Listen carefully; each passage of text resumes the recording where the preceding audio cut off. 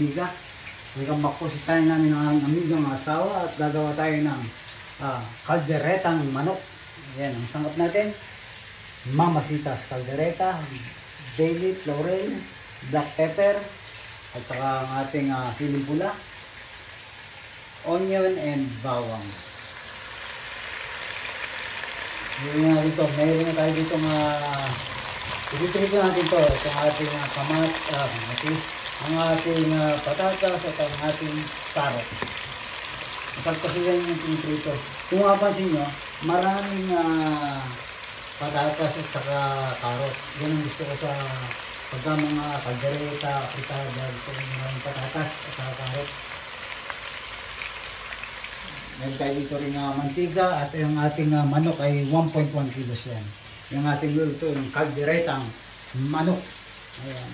Sa bawat channel namin ng aking amiga, Buhay Quick, Buhay OFW. Sana lagi nyo kami subaybayan sa aming channel, sa aming mga ginagawa dito, Buhay Abroad. Kaya amiga, kung makapansin nyo mga amiga at amigo, wala siyang aking amigang asawa at siya ay nasa trabaho. Kaya ako ngayon ay nag-iisa at kaya hirap na hirap ako ngayon maghalo at nagka-camera pa ako dito. Gawa ng si amiga ay nasa trabaho pa. Mamaya-maya nandito na rin yan ang ating time check.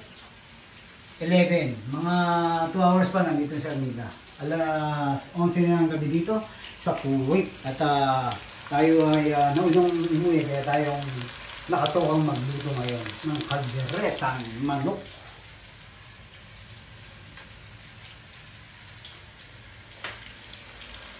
Ayan. Ito, kunin na rin natin ito.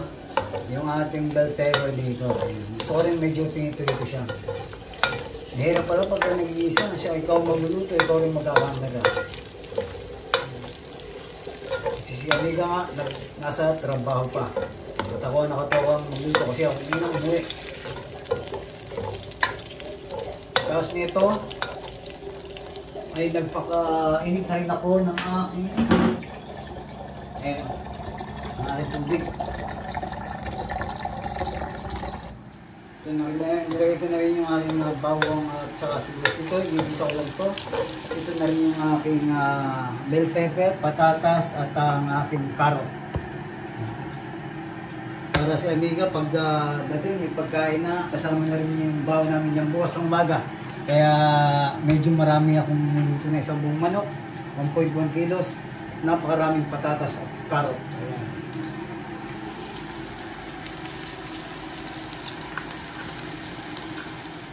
Nilagay ko na rin yung aking manok. Hirap talaga pagka no? Kung wala kang tripod o yung kasama. Sanay kasi kung lagi magkasama kami ng amiga, siya yung tagakuha. Minsan ako nagluluto, siya yung kukuha. Ako yung magluto. Ngayon, ako na lang mahiya pala. Pagka yung nag-iisa ka. Kasi si amiga, sanay ako lagi kong kasama yun eh. Sa aking mga video, sa ating mga video, dito sa Buhay Great natin. Dito sa Don Bilote channel, paki-like, subscribe, and comment na rin po. Yan, nilagyan ko na rin siya ng laurel at saka paminta. Kasi lumabas ako alas 8 ng gabi dito sa Kuwait. Pumasok ako ng estado, 4 hours lang. Tapos paglabas ko, dumiretso na ako sa grocery, bumili na ako ng mga kailangan namin. Tapos siyempre nga, yung ko ngayon. Kaya naisip ko parang gusto ng kaldereta. Tapos maraming patatas at saka carrot. Kasi si amiga pa umaga bukas, kung hindi ako, kasama na rin ang baon namin ng nila. Kaya maraming patatas. Kung mga pansin nyo, ang daming maglagay ni Don Bilote ng patatas at carrot. Kasi paborito ko yung patatas at carrot. Pagka mga kaldereta, inuubo yan. Gusto ko yan. Marami. Minsan nga kahit marami kayong patatas sa manok eh. Ngayon, ganun. Marami kayong carrot sa patatas sa manok. Sana magustuhan ng mga itong aking luto, kalderetang manok, ala Don Bilote. Kainit na rin ako dito ng aking tubig para madali na yung huluan mamaya. At saka mag-isayang ako, hugasan ko yan. Ito yung mga hugasin ko. At ito nga yung nalawak natin, caldereta, mamasitas.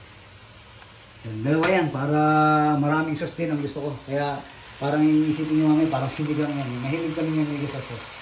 Saka sa sabaw yan, yung mahilig namin. At ang kumain.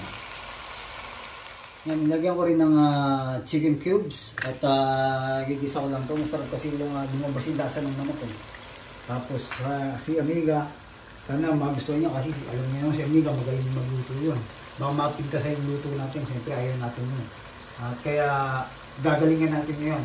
Ito-todo na natin ang ating caldereta ng manok, alabang bigote.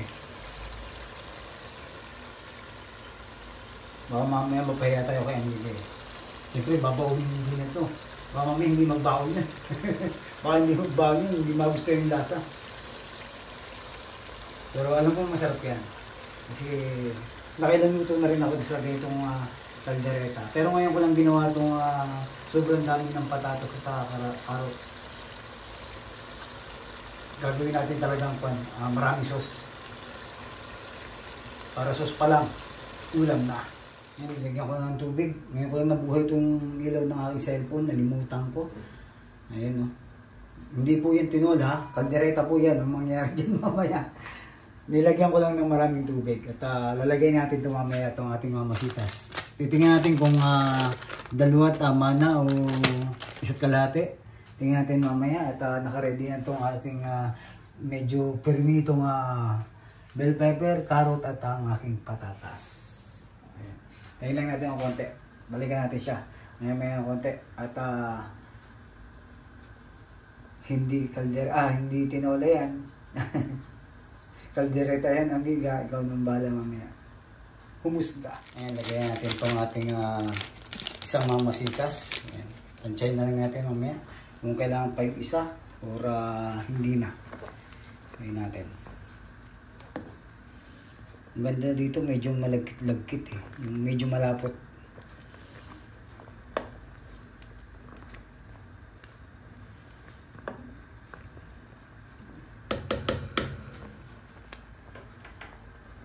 Takpan natin. Palagay ko kulang yung isa. Nilagay ko na yung dalawa parehas. Ito nga siya.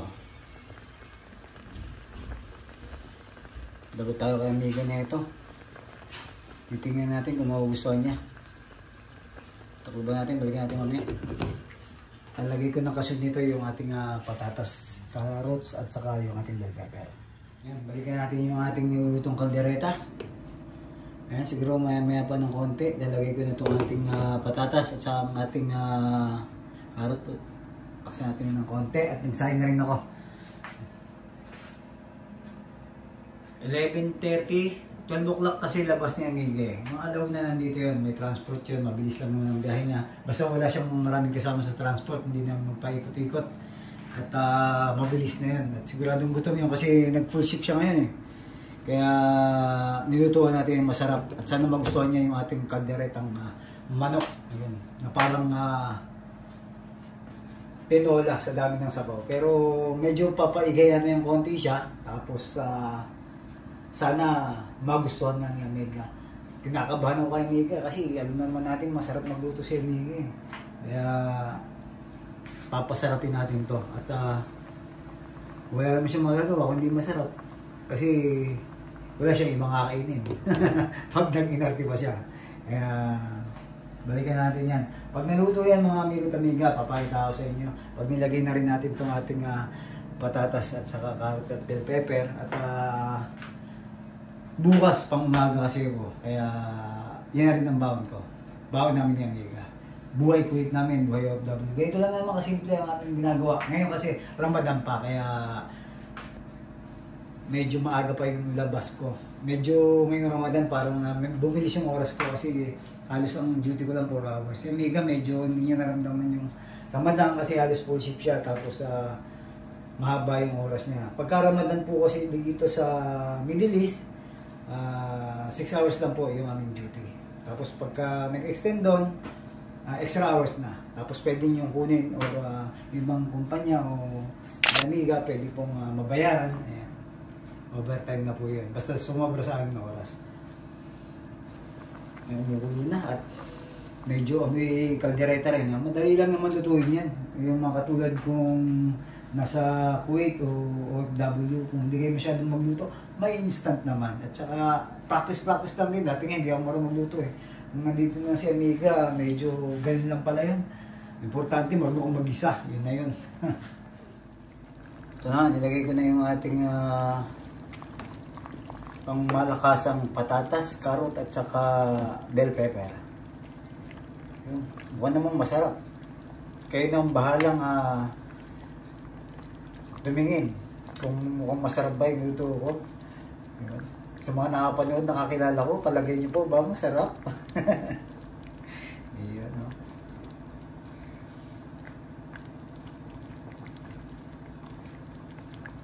Ayun, no?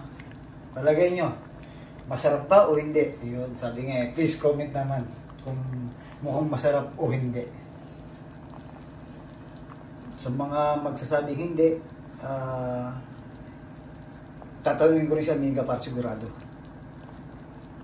Kasi si Amiga ang makakatikim eh. Takpan ulit natin mga Amiga at Amiga. Para paigay natin ng konti. Dito ay araw ng Monday. Monday at Ramadan pa rin hanggang ngayon. Pero bukas hindi ko alam kung Eid na. Kasi bukas Tuesday or Wednesday. Yan. Pero sigurado pagka hindi bukas Wednesday, Eid na yan. Kaya back to regular hours na yung aming trabaho. At 8 oras at 1 hour break. At siguradong maraming tao nito sa mga mall. Bibili ng mga, siyempre, yung mga, parang sa kanila ito, parang Pasko eh. Kailangan maporma para mga Pilipino. Ayan. Mapoporma ang mga Pilipino pagka magpapasko. Pero pagka yung mga ordinaryong araw lang, sabi nga nila, pagka naka-short at naka-medyas, Pilipino yan. Totoo naman. At gawain ko rin yan, short medyas, paglalabas. Sabi ko nga kay Amiga, sabi sa akin ni Amiga, bakit pag naka-short ka, naka-medyas ka pa at saka naka-chinelas, maratutuloy may sakit. Sabi ko, ayoko lang maalikabukan yung paa ko. Kasi tamad ako maghugas pagka yung galing ako sa labas. Ayoko nababasa yung paa ko. Para wala na akong gasamba. Daming kwento ni Don Quijote, balikan na natin itong ating niluluto. Laksan natin yung konti. Ang ating silipin natin bago laksan. Ayan.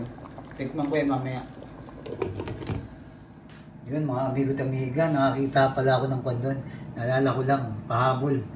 Itong ating peanut butter. Lalagay natin peanut butter. Para may iba naman.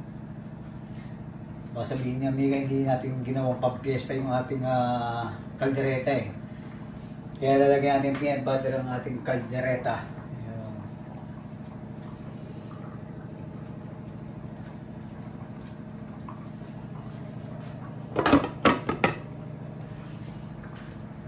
Lagyan natin.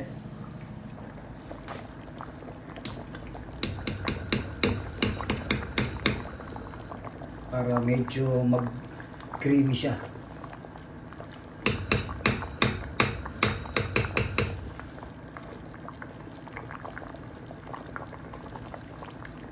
Ito ang nangyayari kaldereta.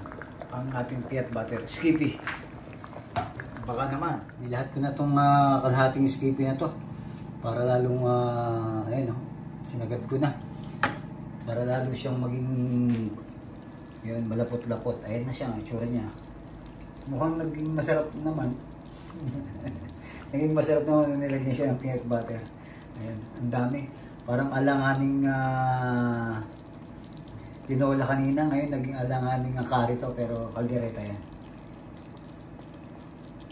Takbo naman natin, siguradong luto na yan, mga 5 minuto pa. Silipin natin. Okay na to. Ito na. At si amiga na ang kulang at may bagong luto na tayo dito at may sinayang na rin. Patayin na rin natin itong apoy.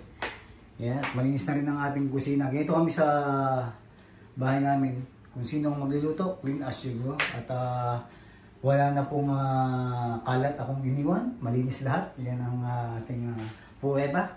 At ang aming sinaing, yan, nakakook pa rin. Mamaya luto-luto na yan pagdating ni Amiga. At dyan na rin kami kukuha ni Amiga ng aming babaunin para bukas. At salamat po sa pagsama sa amin ng aking amigang asawa. Mamaya, papatikin ko kay Amiga yan. O kaya